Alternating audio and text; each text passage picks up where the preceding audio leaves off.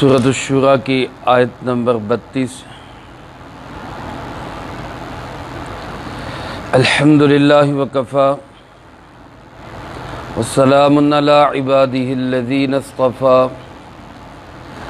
خصوصاً علی سید الرسل وخاتم الانبیاء وعلی آلہ واصحابہ الاتقیاء اما بعد فاعوذ باللہ من الشیطان الرجیم بسم اللہ الرحمن الرحیم ومن آیاتہ الجوار فی البحر کالأعلام ان یشأ یسکن الریح فیظللن رواکد علی ظہرہ ان فی ذلک لآیات لکل صبار شکور او یوبقہن بما کسبوا ویعفو عن کثیر ویعلم الذین یجادلون فی آیاتنا ما لہم من محیص۔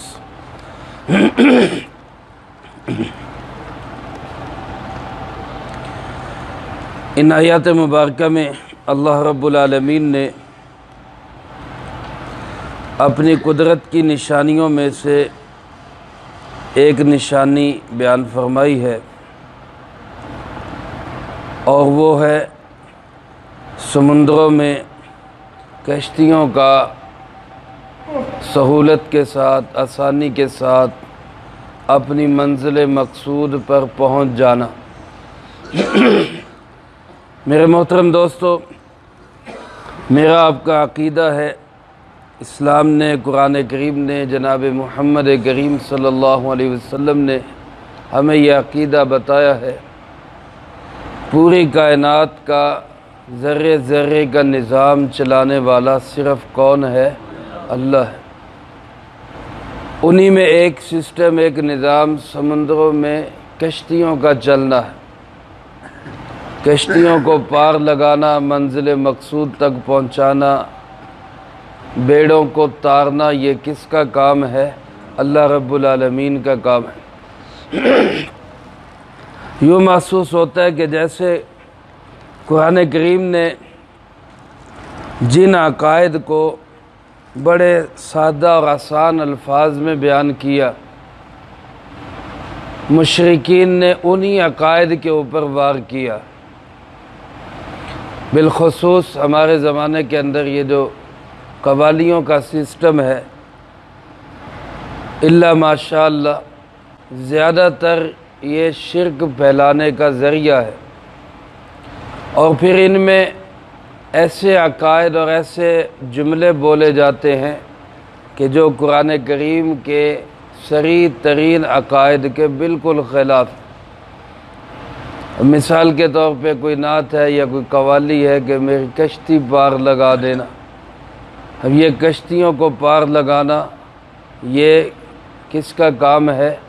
اللہ کا کام ہے۔ یا کوئی کہا جاتا ہے کہ جناب یا بہاء الحق بیڑا تک، بیڑا پار لگانا اور انسان کو منزل مقصود تک پہنچانا یہ کس کے ہاتھ میں ہے؟ اللہ کے ہاتھ میں۔ مختار کل، ہر چیز پہ قدرت رکھنے والا وہ صرف اور صرف اللہ رب العالمین ہے۔ اس لیے قرآن کریم نے کئی جگہ پر، ایک جگہ نہیں کئی جگہ پر اسی عقیدے کو بیان کیا ہے کہ کشتی کا سمندر میں چلنا، منزل مقصود تک پہنچنا، بحفاظت اپنے منزل کو پا لینا، یہ کس کے حکم سے ہوتا ہے؟ اللہ کے حکم سے۔ اسی کو فرمایا وَمِنْ آیاتہ، اس اللہ کی قدرت کی نشانیوں میں سے یہ بات ہے۔ الجوار، جوار کہتے ہیں، جاریہ کی جمع ہے چلنے والی کشتیوں کو۔ اللہ کی قدرت کی نشانیوں میں سے یہ چلنے والی کشتیاں ہیں، فی البحر، سمندروں میں، کالاعلام، پہاڑوں کی طرح۔ یعنی ایک چھوٹی سی کشتی اور ایک بہت بڑا بحری جہاز یا ایک بہت بڑا بحری بیڑا، اتنا بڑا کہ جیسے پہاڑ ہو، یہ بڑے بڑے بحری بیڑوں اور بڑے بڑے جہازوں کو بھی اپنی منزل تک پہنچانے والا کون ہے؟ اللہ ہے۔ بعض جہاز بہت بڑے بڑے ہوتے، بحری جہاز، جیسے کچھ عرصہ پہلے تک جو حاجیوں کو لے کر جایا کرتا تھا بحری جہاز، جس کو سفینۃ الحجاج کہا جاتا ہے، اس کے بارے میں لکھا ہے کہ 11 منزلیں تھیں اس کی، جن میں سے 4 منزلیں تو اس کی پانی کے اندر ہوتی تھی اور 7 منزلیں پانی سے اوپر ہوتی تھی، اور ہزاروں حاجیوں کو لے کر وہ ایک ہی وقت میں کراچی سے جدہ پہنچا کرتا تھا۔ اب اتنے بڑے بڑے بحری جہازوں کو بھی اپنی منزل مقصود تک پہنچانے والا کون ہے؟ اللہ رب العالمین۔ میرے محترم دوستو، بعض اوقات اللہ رب العالمین اپنی قدرت کے یہ شاہکار سمندروں میں دکھاتا ہے۔ بہت بڑے بحری بیڑے ہوتے ہیں، لیکن معمولی سی چٹان کے ساتھ ٹکرا کے وہ تباہ و برباد ہو جاتے ہیں۔ ایسے ہی ایک جہاز جس کا نام آپ نے سنا ہوگا، ٹائٹینک، تاریخ کا حصہ بنا ہے، جس کا بنانے والا بھی یہ دعویٰ کرتا تھا کہ اس کو آسمان والا یعنی اللہ رب العالمین بھی ڈبو نہیں سکتا، ایسا سسٹم اس نے اس میں بنایا تھا۔ لیکن اللہ کی شان اپنے پہلے ہی تجرباتی سفر میں، جس میں وہ ہزاروں مسافروں کو لے کے جا رہا تھا، ایک چٹان کے ساتھ، برفانی چٹان کے ساتھ ٹکرا کے وہ تباہ و برباد ہو گئے، ٹکڑے ٹکڑے ہو گئے۔ تو ان کشتیوں کو، بحری جہازوں کو، سٹیمروں کو، بحری بیڑوں کو سمندروں کے اندر چلانے والا، پار لگانے والا، جو پہاڑوں جتنے بڑے بڑے جہاز ہیں، یہ کس کی قدرت ہے؟ اللہ رب العالمین کی قدرت۔ اللہ پاک فرماتے ان یشاء یسکن الریح، اگر وہ اللہ چاہے تو وہ ہواؤں کو روک دے، ہواؤں کو روک دے، فیظللن رواکد علی ظہری، تو یہ جو جہاز ہیں یہ سمندروں کے اوپر، سمندروں کے سینوں پہ ٹھہرے رہ جائیں، وہیں پہ کھڑے رہ جائیں۔ پہلے زمانے میں بادبانی کشتیاں ہوتی تھی جو چلتی ہوا کے ساتھ تھی، ہوا کے رخ پہ انہوں نے آہستہ آہستہ چلتے جانا، ہوا بند ہو گئی تو وہ کشتی بند ہے، وہ وہیں پہ کھڑی۔ اب تو بڑے بڑے سٹیمر آ گئے، موٹروں کے ساتھ چلنے والے جہاز آ گئے، لیکن میرے محترم دوستو، آج بھی یہ بات سچی اور حقیقی ہے کہ آج کے بڑے بحری بیڑوں کو بھی پار لگانے والا اللہ ہی ہے، اللہ کے حکم کے سوا نہیں پار لگ سکتا۔ اور اس میں علماء نے یوں بھی لکھا ہے کہ اللہ پاک نے الریح فرمایا، ہوا کو روک دے، اور ہوا سے مراد یہ باہر والی ہوا بھی ہو سکتی ہے، اور ہوا سے مراد وہ ہوا بھی ہے جس کو سٹیم کی شکل میں انجن پیدا کرتا ہے، یعنی وہ بھاپ جس سے انجن چلتا ہے، سٹیم بنتی ہے اور پھر وہ جہاز چلتا ہے۔ اگر اللہ اس ہوا کو، اس انجن کو روک دے تو یہ بڑا جہاز، پہاڑوں جتنا بڑا جہاز، یہ سمندر کے سینے پہ کھڑا رہ جائے۔ یہ جہازوں کے انجنوں کو بھی چلانے والا اللہ ہی ہے۔ تو فرمایا کہ وہ اللہ اگر ہواؤں کو روک دے تو یہ سمندروں کے سینوں پہ کھڑے رہ جائے، یہ چل ہی نہ سکے۔ فرمایا ان فی ذلک لآیات، بے شک اس میں بڑی نشانیاں ہیں، بڑی نشانیاں ہیں، لیکن ان نشانیوں سے فائدہ کون اٹھائے گا؟ لکل صبار شکور، ہر وہ شخص جو بہت صبر کرنے والا اور بہت شکر کرنے والا۔ میرے محترم دوستو، کہتے ہیں کہ کسی نے اسرائیل سے پوچھا کہ آپ دنیا کے انسانوں کی روح قبض کرتے ہیں، بڑے بڑے انسانوں کو آپ نے موت دی ہے، بڑے بڑے پہلوان وہ آپ کو بچھاڑ نہیں سکے، آپ سے ہار گئے ہیں، کبھی زندگی میں ایسا ہوا کہ کسی کی جان نکالتے ہوئے آپ کو بھی ترس آیا ہو کہ کسی کی جان نکال رہا ہوں، نہیں نکالنی چاہیے تھی، یا اس کو ابھی موقع ملنا چاہیے تھا، کبھی آپ کو بھی اس پہ ترس آیا؟ تو اس نے کہا کہ دو موقعوں پہ مجھے ترس آیا، دو موقعوں پہ مجھے ترس آیا۔ ایک تو کہنے لگا ایک جہاز سمندر میں جا رہا تھا، اللہ رب العالمین کا حکم ہوا کہ اس پورے جہاز کو ڈبو دیا جائے، سارے مسافروں کی روح قبض کر لی جائے، کر لیا۔ ان میں سے ایک خاتون اور اس کے ساتھ اس کا ایک شیر خوار بچہ، دودھ پینے والا بچہ، وہ جہاز کے ٹوٹنے کے بعد ایک پھٹے پہ رہ گئے، تختے پہ رہ گئے۔ اب وہ تختے پہ صرف ماں ہے اور چھوٹا بچہ ہے، ہوا کے ساتھ وہ تختہ چلا چلا جا رہا ہے۔ تو مجھے حکم ہوا کہ اس ماں کی روح بھی قبض کر لو۔ تب مجھے اس بچے پہ ترس آیا کہ سمندر کی موجوں اور لہروں میں تختے کے اوپر پڑے ہوئے اس بچے کا کیا بنے گا۔ تو بہرحال میں نے اللہ کا حکم تھا وہ تو پورا کرنا تھا، میں نے ماں کی روح قبض کر لی۔ پھر ایک وقت آیا کہ ایک آدمی نے دنیا کے اندر جنت بنائی، کوشش کی کہ میں جنت کا نمونہ بناؤں، محل بنایا بڑا عالیشان، اس میں بہت اس نے انتظامات کیے، لیکن جب وہ سالوں کے اندر تیار کرنے کے بعد اس جنت میں داخل ہونے لگا، اس کا ایک پاؤں اندر ایک باہر، اللہ کی طرف سے حکم آیا کہ اس کی روح قبض کر لو۔ تو تب مجھے ہوا کہ یار جس نے سالوں لگا دیے جنت تیار کرنے میں، اس کو دیکھنے کا بھی موقع نہیں مل رہا، وہ دیکھنے سے بھی پہلے اس کی روح قبض ہو رہی ہے۔ تو کم از کم اس کو اتنی مہلت مل جاتی کہ وہ دیکھ تو سکتا، لیکن اللہ کا حکم تھا، بال برابر بھی اس سے پیچھے نہیں ہٹ سکتا تھا، وہیں پہ اس کی روح قبض کر لی۔ تو کہتے اللہ رب العالمین کی طرف سے یہ بتایا گیا کہ اسرائیل، جس بچے پہ تجھے ترس آیا اس کی روح قبض کرتے ہوئے، وہ یہی بچہ تھا۔ اس بچے کا بنے گا کیا؟ دیکھو اللہ نے اس کو پال پوس کر کہاں پہنچایا، وہ شداد بنا، اس کو اتنی بڑی اللہ نے دولت دی کہ وہ جنت کا مقابلہ کرنے کے لیے تیار ہو گیا۔ اللہ کے فیصلوں کے اندر بڑی حکمتیں ہوتی۔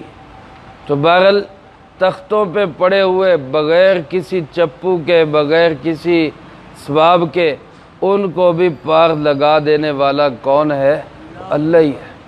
اگر ایک انسان اس نشانی پہ غور کرے، اللہ فرماتے ذرا سا سوچے، صبر کرنے والا ہو، شکر کرنے والا ہو، تو اس کو سمجھ آئے گی کہ واقعی اللہ بہت بڑی قدرت والا ہے۔ فرمایا اللہ چاہے تو کشتیوں کو سمندروں میں روک دے، او یوبقہن بما کسبوا، یا ان کو ان کے کرتوتوں کی وجہ سے ہلاک کر دے، ان کی بدعملیوں کی وجہ سے انہی جہازوں کے اندر ان کو برباد کر دے۔ یہ بھی اللہ کو قدرت حاصل ہے۔ اب بحری جہازوں کے اندر اللہ معاف کرے، اللہ کے احکامات اس طرح ان کی دھجیاں اڑائی جاتی ہیں کہ انسان سوچ بھی نہیں سکتا۔ شراب نوشی، بے حیائی اور گندے کام، سمندروں کے سینوں پہ بیٹھ کے بھی اللہ سے ڈرتے نہیں ہیں۔ اللہ پاک فرماتے ہیں کہ وہ چاہے تو ان کی بدعملیوں کی وجہ سے وہیں سمندروں کے اندر ان کو برباد کر دے، کوئی لہریں اٹھا دے ایسی کہ جو جہازوں کو تنکوں کی طرح بہا کے لے جائے۔ ہمارے استاد محترم حضرت مولانا شبیر صاحب مدنی رحمت اللہ علیہ، اللہ ان کی قبر پہ کروڑوں رحمت نازل فرمائے۔ جامعۃ الحسنین مولانا طارق جمیل صاحب کے مدرسے میں بھی استاد رہے ہیں، ہم نے بھی ان سے پڑھا ہے، وہ مدینہ یونیورسٹی میں پڑھا کرتے تھے۔ وہ فرماتے تھے اس زمانے میں بحری جہازوں پہ سفر ہوتا، تو کہتے ایک دفعہ سفر میں چلتے چلتے جہاز ایک دم رک گیا، چلتے چلتے رک گیا، اور کئی منٹ تک رکا رہا، کئی منٹ تک، 15-20 منٹ بتایا کہ جہاز ایسے ہی سمندر کے اندر رکا رہا۔ مسافر پریشان ہو گئے کہ یہ اچانک جہاز کو کیا ہوا، پانی میں رک گیا، اب یہ کیا کرے گا، کیا بنے گا، کیا مسئلہ ہوا۔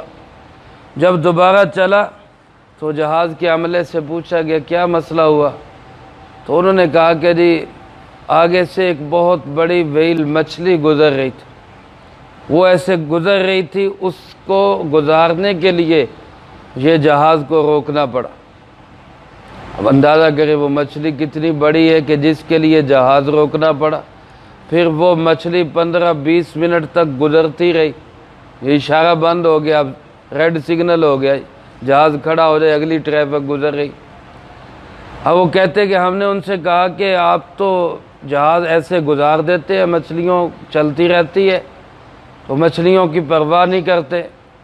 تو انہوں نے کہا جی وہ چھوٹی موٹی مچھلیاں ہیں، اس کے ساتھ اگر ہم جہاز لگاتے اور یہ ذرا سا ایسے پاسا پلٹتی تو جہاز ہی ہمارا ریزہ ریزہ ہو جاتا، جہاز ہی ٹکڑے ٹکڑے ہو جاتا۔ یعنی اللہ رب العالمین کی قدرت یہ بھی ہے کہ وہ معمولی سی مچھلی کو اشارہ کر دے تو وہ جہاز کو تباہ و برباد کر کے رکھ دے۔ اللہ فرماتے اگر وہ چاہے تو ان کی بدعملیوں کی وجہ سے ان کو اسی پانیوں کے اندر ہلاک کر دے، لیکن وَيَعْفُو عَنْ كَثِيرٍ، وہ بہت ساری غلطیوں کو ویسے ہی معاف کر دیتا۔ فرمایا وَيَعْلَمَ الَّذِينَ يُجَادِلُونَ فِي آيَاتِنَا، اسی طرح وہ اللہ ان لوگوں کو بہت اچھی طرح جانتا ہے جو ہماری آیتوں میں جھگڑا کرتے، قرآن کی آیتوں کو بدلنا چاہتے ہیں، قرآن پاک کی تعلیم کے متعلق ان کے غلط عزائم میں ناپاک سازشیں ہیں۔ اللہ فرماتے ہیں میں ان کو بہت اچھی طرح جانتا ہوں، مجھے سب معلوم ہے، لیکن ڈھیل دیتا ہوں، مہلت دیتا ہوں، شاید کسی موقع پہ باز آ جائیں۔ حقیقت یہ ہے فرمایا ما لہم من محیص، اگر اللہ کی طرف سے پکڑ آ جائے تو ان کو کوئی بچنے کی جگہ نہیں ملے گی، کوئی جائے پناہ نہیں ملے گی۔ میرے محترم دوستو، آج جو لوگ دین کے مخالف کھڑے ہیں ان کو بھی سوچنا چاہیے کہ اللہ رب العالمین کی طرف سے عذاب کا کوڑا برسے تو پھر بچانے والا کوئی نہیں ہوگا۔ اس لیے آج ضرورت اس کی ہے کہ بجائے دین کے مخالف بننے کے دین کے حمایتی بنے، اللہ کے قرآن کو پھیلانے والے بنے، سنبھالنے والے بنے۔ پھر دنیا چاہے ادھر کی ادھر ہو جائے لیکن اللہ ہمارا محافظ ہوگا۔